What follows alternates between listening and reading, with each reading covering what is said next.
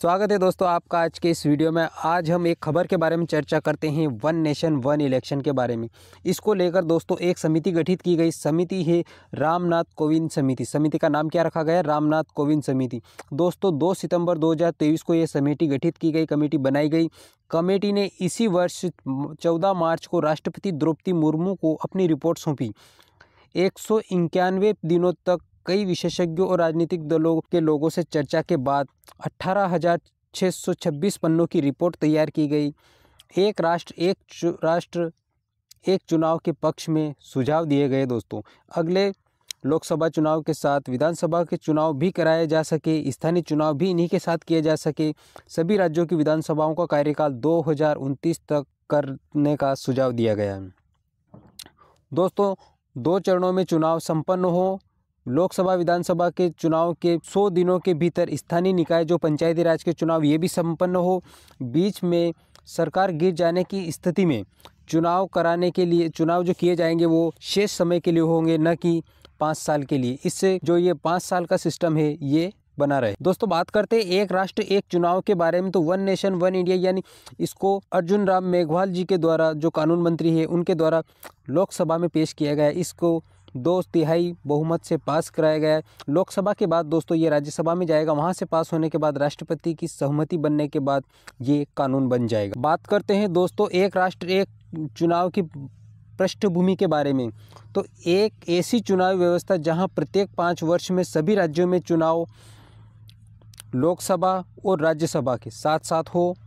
इसका उद्देश्य क्या है? चुनावी प्रक्रिया को सुव्यवस्थित किया जाए, चुनाव की आवृत्ति को कम किया जाए। जो वर्ष भर किसी न किसी राज्य में विधानसभाओं के चुनाव चलते रहते हैं या स्थानीय निकाय के चुनाव चलते रहते हैं, इनको एक ही दौर में समाप्त किया जाए। इससे क्या होगी कि संसाधनों की बचत होगी, धन की बचत होगी। अलग अलग दौर में आदर्श आचार संहिता लागू करना पड़ती है दोस्तों। एमसीसी जिसे मॉडल कोड ऑफ कंडक्ट कहा जाता है। जब देश आज़ाद हुआ था 1947 के बाद, जब पहली बार चुनाव हुए थे 1951-52 में, उस समय लोकसभा और राज्यसभा के चुनाव साथ ही आयोजित हुए थे और ये क्रम लगभग 4 चुनाव तक ऐसा ही चलता रहा। 1951-52, 1957, 1962 और 67 तक चुनाव ऐसा ही चलता रहा। लेकिन 1968 और 69 में कुछ विधानसभाओं के समय से पूर्व भंग हो गई, विघटित हो गई। और 1970 में दोस्तों लोकसभा का समय से पहले विघटन हो जाने की वजह से ये सारा शेड्यूल बिगड़ गया।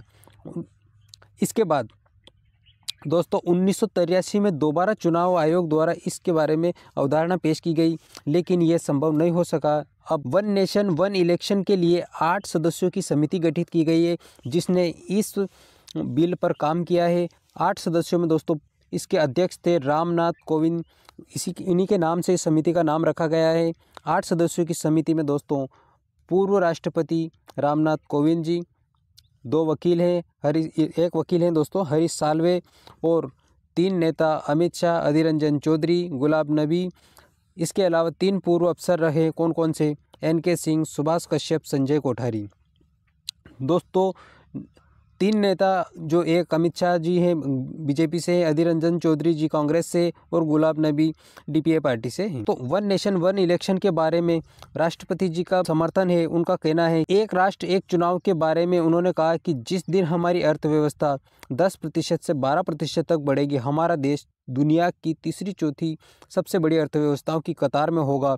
भारतीय जनसंख्या के विकास के लिए यह मॉडल सक्षम मॉडल है और उन्होंने यह मॉडल राष्ट्र के लिए अनिवार्य बताया।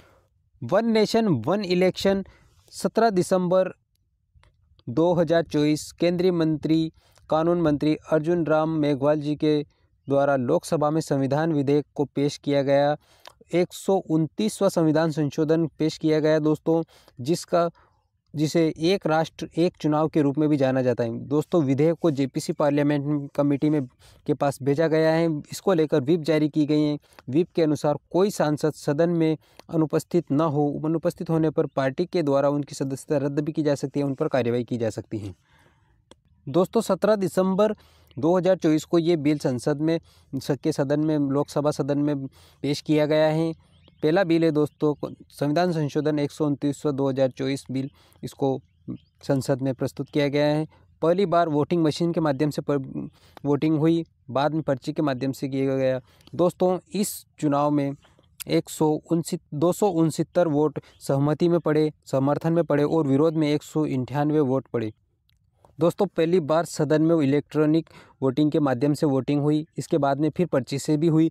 वन नेशन वन इलेक्शन के बारे में दोस्तों इसके समर्थन में 269 सांसदों ने समर्थन किया और 198 सांसदों ने विपक्ष में मत किया। दोस्तों आज का वीडियो आपको कैसा लगा? अच्छा लगा तो लाइक कीजिए, कमेंट कीजिए और अपने दोस्तों में ज़्यादा से ज़्यादा शेयर कीजिए। मिलते हैं अगले वीडियो में, तब तक के लिए धन्यवाद।